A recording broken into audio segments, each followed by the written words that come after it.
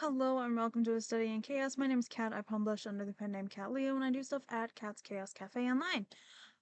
Today's episode is gonna be I'm actually gonna be reading something I had written.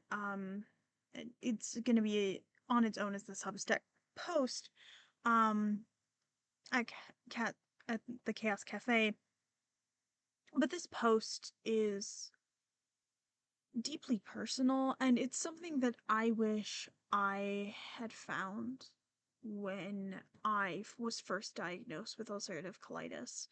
Um, I was diagnosed in May of 2022 with ulcerative pancolitis. Pancolitis is the worst form.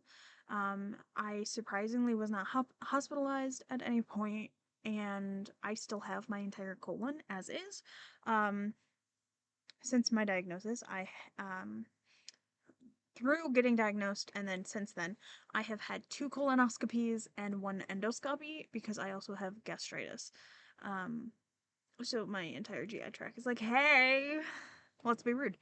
Um, and the last week has been a lot of self-reflection involved. I had needed to call in to work for um 3 shifts in a row. And that Saturday, I went to get the schedule from work, and I was informed I was taken off of the schedule because my manager had looked back at the amount of times I'd called in. And Michigan is an at-will state. She told me she took me off the schedule and to take time to um, focus on my health and think about things and because I understand as someone who has been in a manager's position or a higher lead position in a store, I understand where this choice came from. She, I today is July 19th, and I actually went into the store and delivered my official notice that I would not be returning to work. And this is not how we thought this would go, but after this week, I have allowed myself to think about some things, and part of that process involved some of the stuff I wrote, and writing it was part of the process. Um, so I wrote 1,702 words, um, and I'm gonna share those words with you. In the description, I will also link the post in the show notes. That is the written post, the final version. The one I'm reading, I haven't actually edited. And I will probably add commentary throughout. Um, so yeah, I tend to be a very logical person, and I look at things logically. Um, so logically, I know something to be true or false, but with anxiety and emotion, sometimes logic doesn't matter. I, I'm frustrated. I wanted to cry, scream, curl up in a ball, and maybe I wanted to punch something. Emotions are messy and strange. Logically speaking, I can't control my health. My body decided to attack itself, and to fight that, I take medication. Medication that makes me prone to more illness. It isn't something that I can just fix. Was it always this way? No. Um, it could have started at any point in my life, and I just wasn't in a flare up. Um, but so I know I have no definitive answer to when my ulcerative colitis started.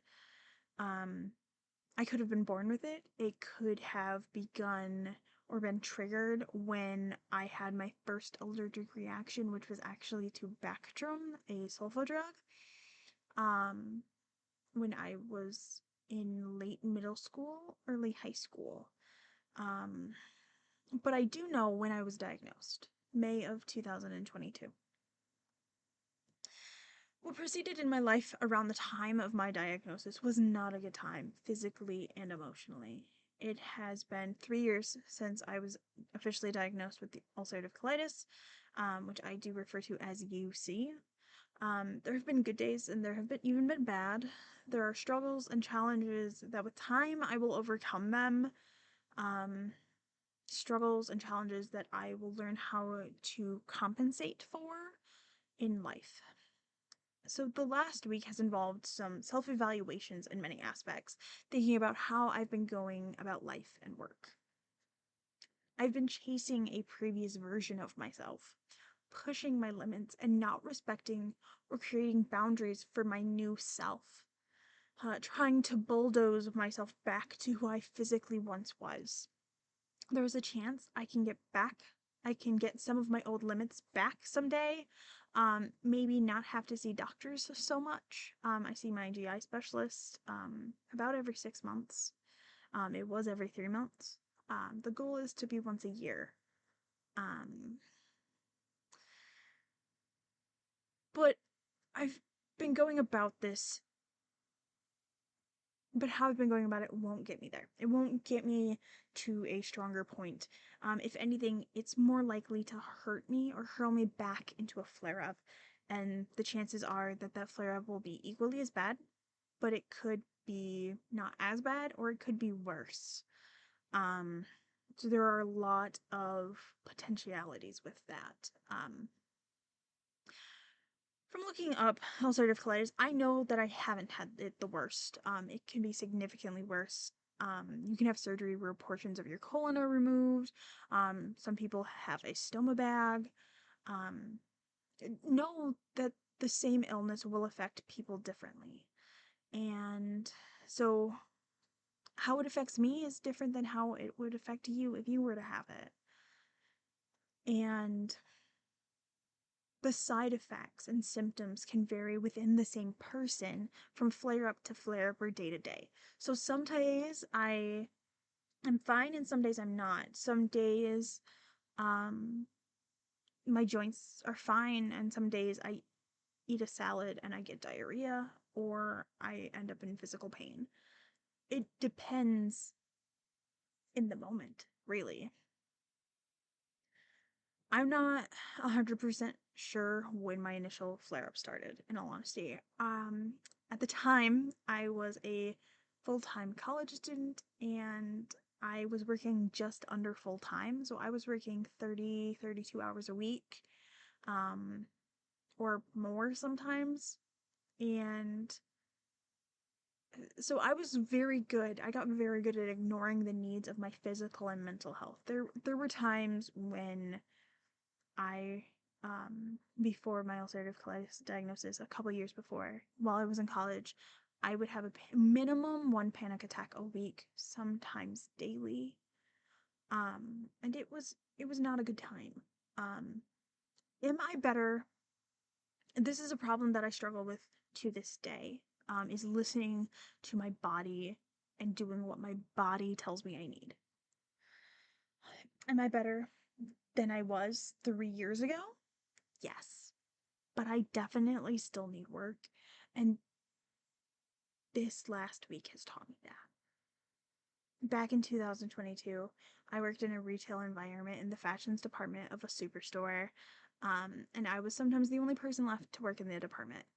Because the rest of the staff would constantly get called to the front to help with running registers because we didn't have enough cashiers, or to help bag groceries and stuff. I couldn't help with this because of my onion allergy. There's too high of a risk of me having an allergic reaction to onion. So I wasn't able to do it, so I would be left in the department and not called up.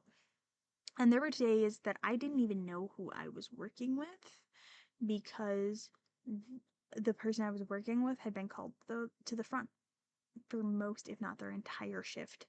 Um, so that was an issue. I'd be left to put away stock, or if there wasn't stock, I would putter around straightening and folding clothes, picking up random things abandoned in the department. Maybe I'd go through dusting or something of that nature. Essentially, I made sure the fashions department was clean, and any items that don't belong there, I put them in a cart, or I took them up to the service desk.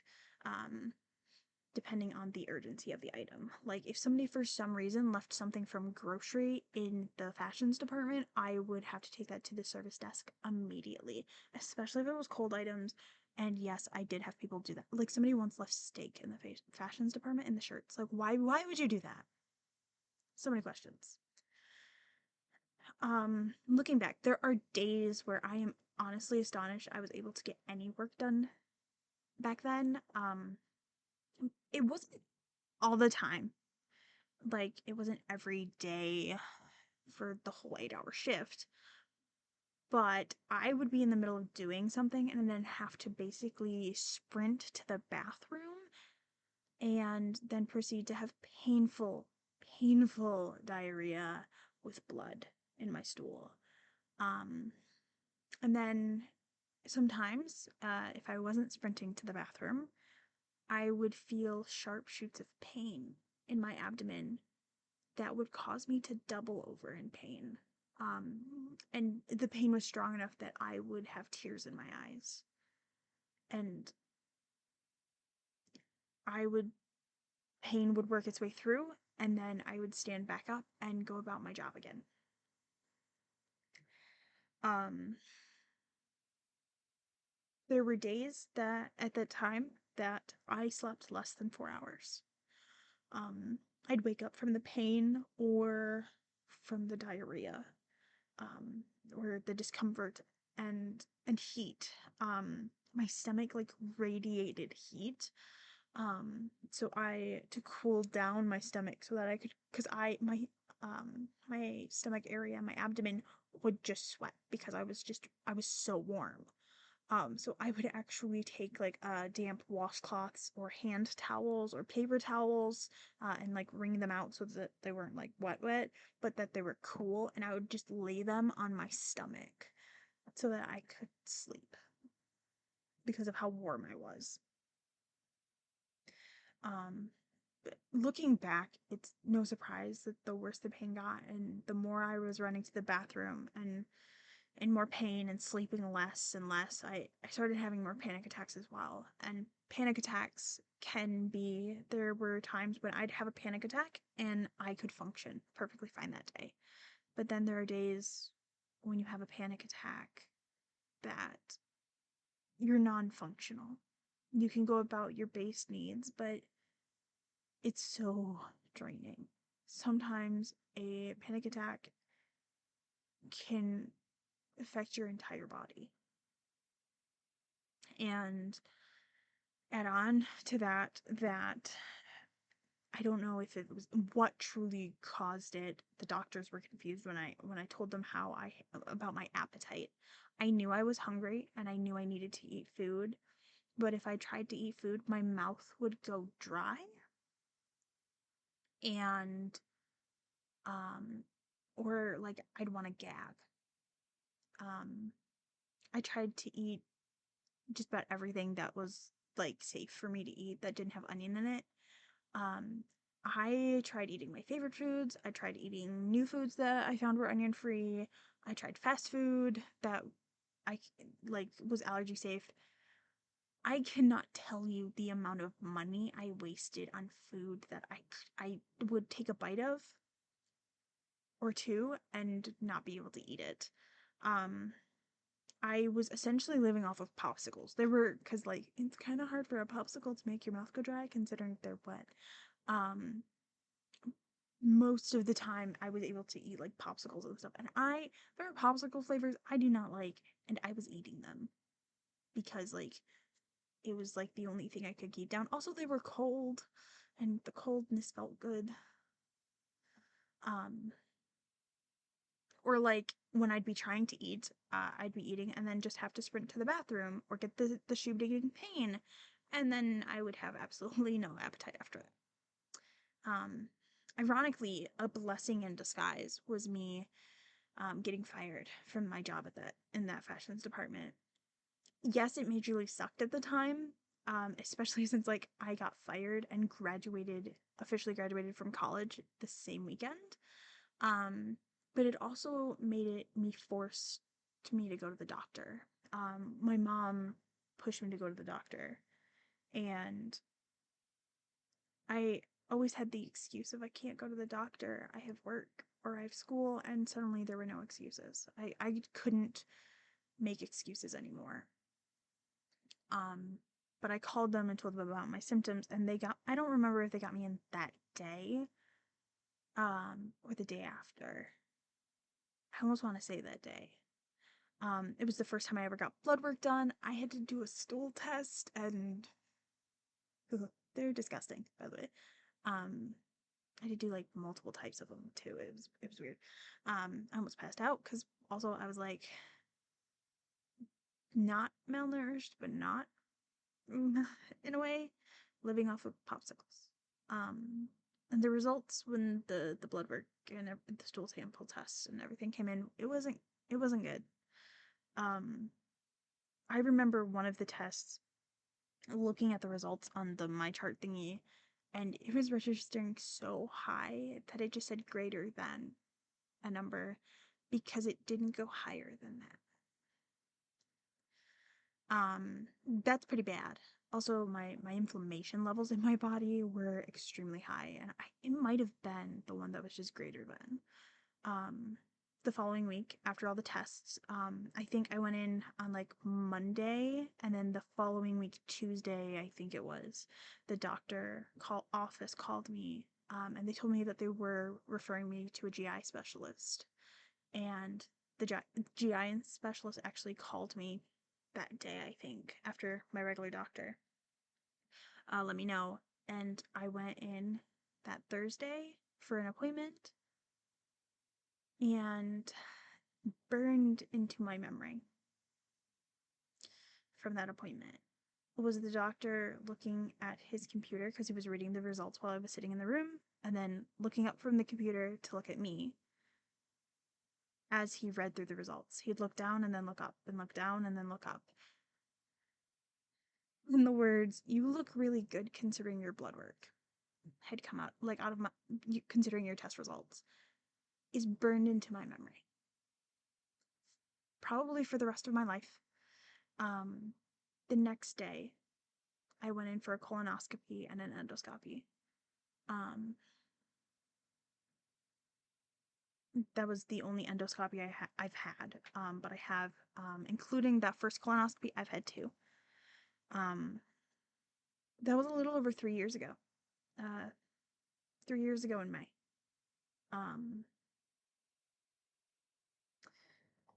since then, I've gone through a couple of jobs. I moved in with my mom for multiple reasons. The job I got after sort of getting my health better. Um, I, gosh, that May through like at least July, I couldn't. There were days where I couldn't stand for longer than 5 to 10 minutes at a time without like feeling spasms and having to go lay down or sit down. Um, slowly my energy was building, and that's good. I was able to get a job then, but I left that job because the location closed. And I don't drive, so I couldn't work at another location. And between my health and that job closing, my mom suggested that I could come live with her. So here I am. 2023, I moved here. So it's been 2 years.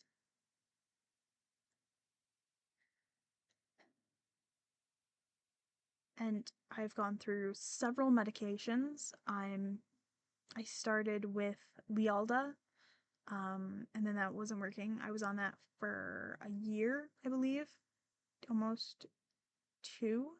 And then we tried Humira, and my body fought the Humira so much. Um, I've been on Stellara since September. It seems to be working. Um, it knocks me on my butt the day of the injection and sometimes the day after, but it seems to have helped a lot. Um, which I'm very thankful for. It's just, I wish it didn't cost $23,000 a dose. Without insurance, I am royally screwed. um, my struggles with my health might not be to the point that they once were back then, but they could get to that point again. If I don't listen to my body and follow through on the boundaries I create. Some of you are listening to this and you're probably wondering what brought on this self-reflection, this self-evaluation. It was the conversation with my manager.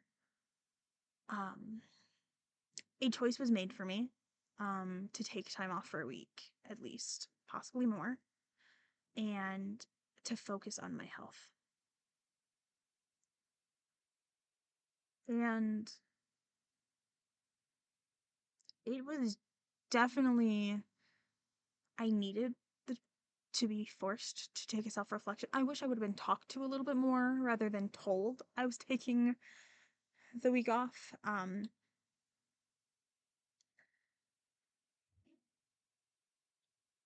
The thing to know about ulcerative colitis is there is no cure. Um, it can come back. With the correct combination of diet, medicine, physical activity, stuff like that, you can be in remission. Anyone that says they've cured their ulcerative colitis, it's not cured. They have an immune disease. It can flare up. But they maintain it and keep themselves in remission with a combination of things. And medications don't have to be prescribed medications. There are people that use cannabis to maintain it. There's a lot of various ways to control it. You just have to find what works for your body. I'm hoping the Stellar is what works for my body, but who knows? It might change. Like I said earlier, it changes day to day, even in the same person, not just in different people. Um, it's never gonna go away. For some reason, my body decided to attack itself. And I don't know at what point it decided that. It could have been 10 years ago. It could have been when I was born. I don't know. And I can never truly identify when it started. I can just tell you when I got a really bad flare up. I miss being able to eat a salad. Last November, I had a salad for the first time since before I was diagnosed. I love salad so much, and I don't want to push it. Um, Raw vegetables are a really bad trigger food for me. That does trigger the diarrhea. Thankfully, I haven't had the bleeding since I started the Stellara, which is amazing. There might have been one day, just after when my body was still definitely starting to heal and stuff. But speaking of the Stellara, it's an immune suppressant. It is a biologic.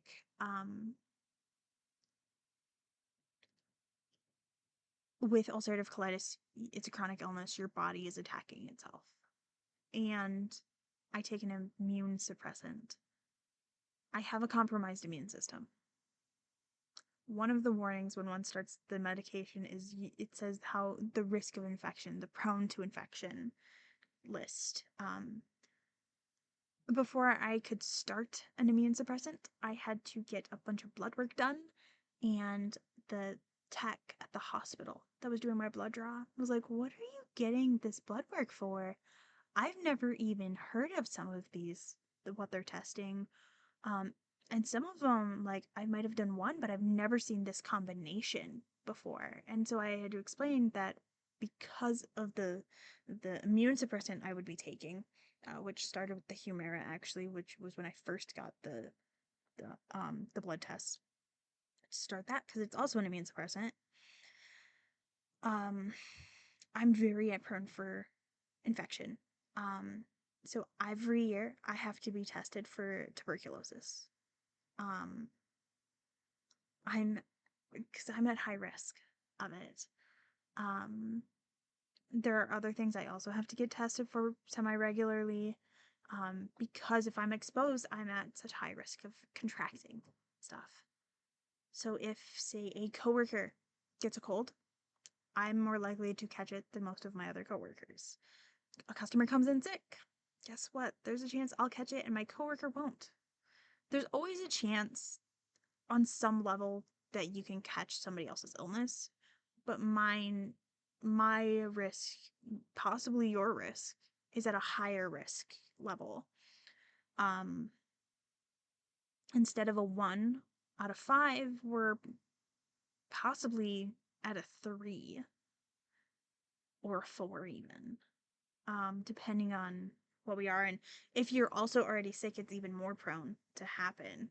Um, so that means I get sick pretty often, actually. I recognize this, especially since I was a cashier, handling money, which is dirty. Money is so dirty.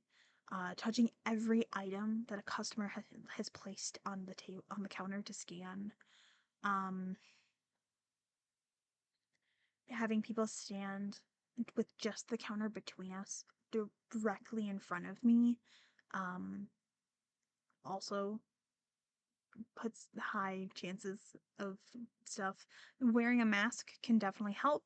Sanitizing and washing hands regularly does help, but also that only drops the risk down maybe a little bit. It doesn't take us out of that high risk zone. If I'm sick, I call into work, especially if I'm babying. Or if my cold has progressed and I can't breathe well, or I have a constant headache, I get sinus headaches and stuff. In part because I don't want to get others sick. I feel really bad for getting others sick. And also I've learned that if I don't take the day or two that I call in to take care of my body and let my body rest and take the cough medicine, take the eat the soup that I can eat, which has a lot of nutrients and stuff in it, it'll prolong the illness or cause it to get worse. I know this from experience. Um, I once ignored a cold and then I had pneumonia. So it's not pleasant. I'm sure I could go into work sometimes when I'm sick, but I know I will get sick for longer if I don't take the time to allow my body to try and rest and heal.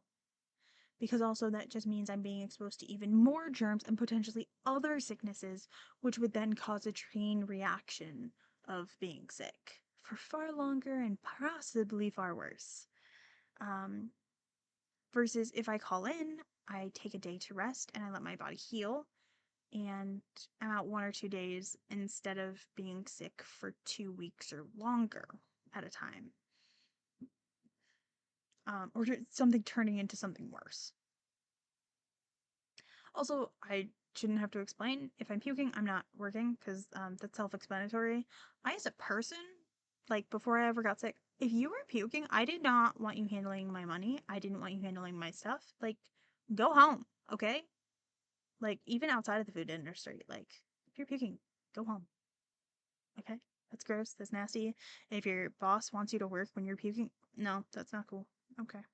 That is potential for, like, mass contagion. Okay? Knowing the limits of my body and saying I can't, one of the boundaries I kind of kept pushing and ignoring was knowing the limits of my body and not listening to my body.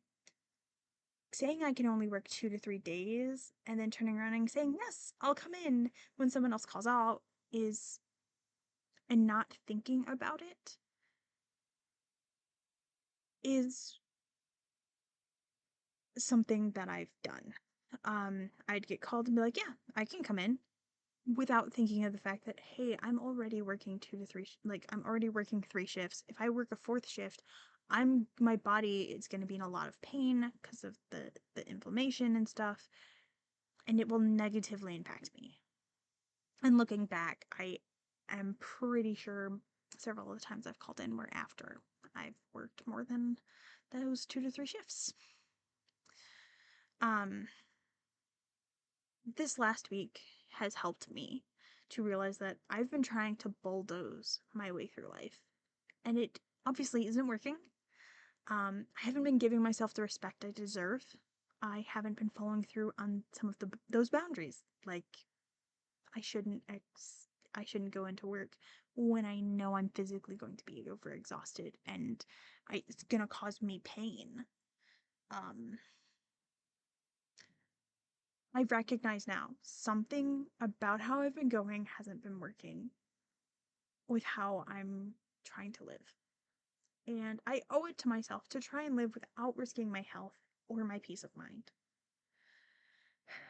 That is what I did change some of it. I didn't read it exactly, but I have had ulcerative colitis for 3 years now. Or been diagnosed for 3 years. I've definitely had it longer than that. Um I don't want to end up in the physical shape that I was before. And if you or a loved one has ulcerative colitis, no, they didn't choose this. Trust me. It's not a pleasant experience. Sometimes I'm doing something and then I feel the tug in my gut and I have to sprint to the bathroom